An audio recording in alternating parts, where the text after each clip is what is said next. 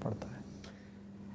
प्रशांत जी के बारे में एक और जो अच्छी चीज़ है कि एग्ज़िट के मामले में ये काफ़ी फर्म होते हैं, और ख़ास तौर से जब इनको लगता है कि किसी सेक्टर में एक प्रॉब्लम है या ओवर ओनरशिप है, वो एग्ज़िट कर लेते हैं। मैं आपको एक दो मिसाल देता हूँ। 1999 में इन्होंने सारे के सारे आईटी स्टॉक्स बेचकर एफएमसीजी, डिफेंसिव, कंज्यूमर ड्यूरेबल्स का पोर्टफोलियो बनाया, और उसके बाद वो एक .com रिलेटेड वो जो क्रैश आई थी जिसमें सबके पोर्टफोलियोज पर काफ़ी इम्पैक्ट हुआ था, लेकिन इनका पोर्टफोलियो बचा रहा उस गिरावट में क्योंकि वो डिफेंसिव मूव हो गए थे।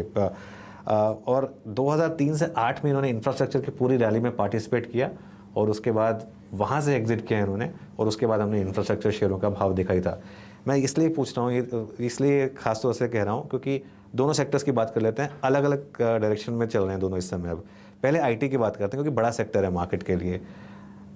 25% इंडेक्स गिरा पिछले साल, 3 साल की बड़ी रैली के बाद। वैल्यूएशन जो बहुत क्रेजी हो गए थे वो अब थोड़े लेवल तक कम हो गए हैं।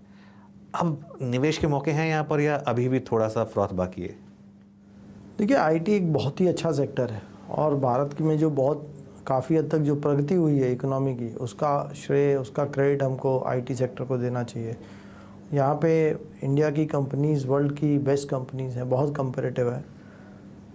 लेकिन ये काफ़ी बड़ा सेक्टर भी है, और इसलिए इसमें बहुत ज़्यादा हम ग्रोथ की उम्मीद नहीं कर सकते। कोविड से पहले ये लगभग 7-8% के आसपास डॉलर टर्म्स में ग्रो करता था।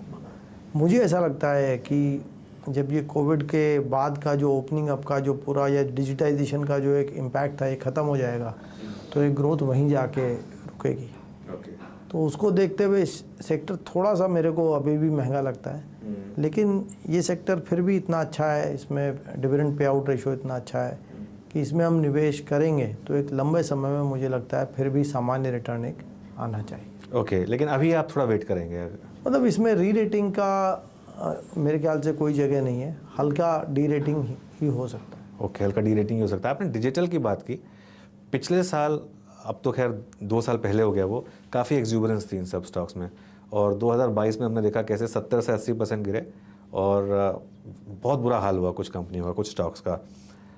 आज मेरी सुबह बात हो रही थी रामदेव जी से, वो कह रहे थे कि यहाँ पर अब कुछ स्टॉक्स में शायद एक अच्छा आपको रिस्क रिवॉर्ड दिखाई दे। नहीं, किन स्टॉक्स की बात कर रहा है? ये सब डिजिटल स्टॉक्स या new age economy, new age, हाँ, ओके। मतलब जैसे जोमेटो हो गया, इस टाइप के स्टॉक्स हैं।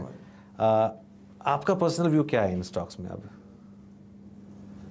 देखिए, ये स्टॉक्स एक ऐसी स्टेज में है जिनको फोरकास्ट करना बहुत मुश्किल है, क्योंकि इनके बिजनेस मॉडल्स अभी तक स्टेबल नहीं हुए हैं।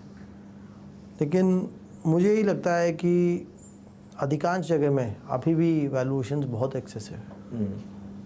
तो ये भाव ऊपर से बहुत गिरे हैं, लेकिन वो जो शुरुआत को लेके हमको यहाँ नहीं चलना चाहिए, क्योंकि वो अपनी जगह एक गलत शुरुआत, पैरामीटर था, गलत शुरुआत थी।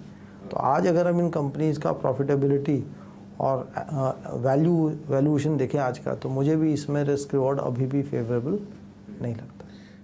तो रिस्क रिवॉर्ड फेवरेबल है कहाँ पर फिर इस समय?